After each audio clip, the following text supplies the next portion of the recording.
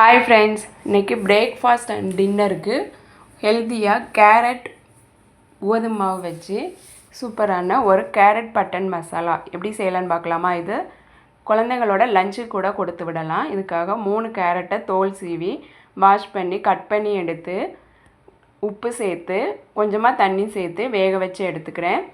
இப்போ வேக வச்ச கேரட்டை மிக்சியில் சேர்த்து நல்லா ஃபைன் பேஸ்ட்டாக அரைச்சி எடுத்துக்கிறேன். ஒரு பாத்திரத்தில் கோதுமை மாவு சேர்த்து உப்பு அரைச்சி வச்ச கேரட்டையும் சேர்த்து நல்லா பிசைஞ்சு எடுத்து ஒரு 1/2 hour அப்படியே ஊற விட்டுருந்தேன். வேக வச்ச கேரட்டோட தண்ணியவே நம்ம மாவு பிசைகிறதுக்கும் சேர்த்துக்கலாம். இப்போது 1/2 hour கழித்து மாவை சின்ன சின்ன பாலாக உருட்டி சுண்டு விரல் வச்சு இப்படியே ஒரு ஹோல் போட்டுக்கலாம். சுண்டு விரலில் தண்ணியில் டிப் பண்ணிவிட்டு ஹோல் போட்டோன்னா கையில் ஒட்டாமல் இருக்கும்.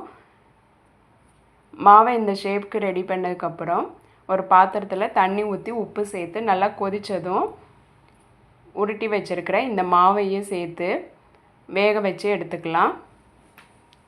வெந்ததும் இதை கூல் வாட்டரில் சேர்த்து ஆற விட்டுறணும்.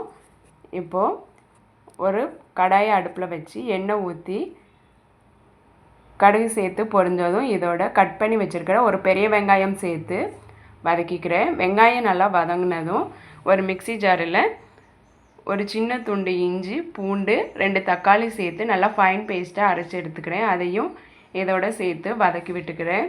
தக்காளி நல்லா வதங்கினதும் இதோட மஞ்சள் தூள், 1/4 ஸ்பூன் மிளகாத்தூள், 1/2 ஸ்பூன் தனியாத்தூள், 1/4 ஸ்பூன் கரம் மசாலா சேர்த்து நல்லா மிக்ஸ் பண்ணிக்கிறேன்.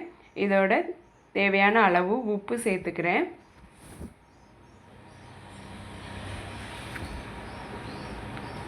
உப்பு சேர்த்து மசாலா பச்சை வாசனை போகிற வரை வேக விட்டுறணும்.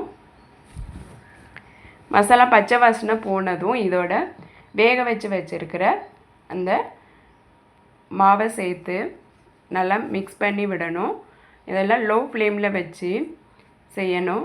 ஒரு 10 minutes லோ ஃப்ளேமில் வச்சு நல்லா மிக்ஸ் பண்ணி விட்டோன்னா இந்த பட்டன் ஷேப்பில் உள்ள இதோட கேரட்டோட மசாலா நல்லா மிக்ஸ் ஆயிரும்.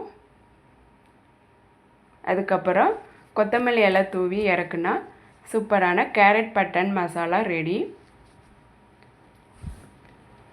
இதை குழந்தைங்களோட லஞ்ச் பாக்ஸுக்கு கொடுத்து விட்டோன்னா விரும்பி சாப்பிட்டு வருவாங்க.